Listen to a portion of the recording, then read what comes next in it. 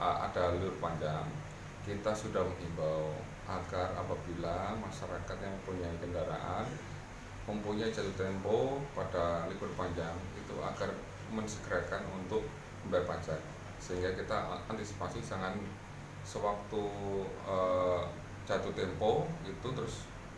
masyarakat bingung kemudian bayar pajak pas hari ini juga untuk mengurangi penumpukan. Untuk pelayanan hari ini jauh-jauh hari juga kita udah mempersiapkan mulai dari peralatan, kemudian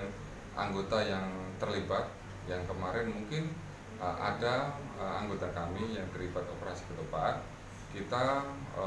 upayakan ada penggantinya sehingga pelayanan itu harus maksimal dan tidak ada alasan untuk tidak melayani dengan maksimal. Jumlah konsumen sendiri wajib pajak Untuk sampai jam 01.45 atau 13.45 tadi tercatat di data komputer itu sudah 600 wajib pajak yang sudah membayar, dimana kalau hari-hari biasa itu kurang lebih 300, artinya ada lonjakan kurang lebih 2 kali lipat, dan ini masih kita terus lakukan ini evaluasi, dan nanti saat hari ini sudah selesai itu masyarakat bisa terlayani dengan baik semuanya. terakhir atau bagaimana? Ya, hari ini terakhir, jadi sesuai dengan arahan yang sudah kita sampaikan bahwa untuk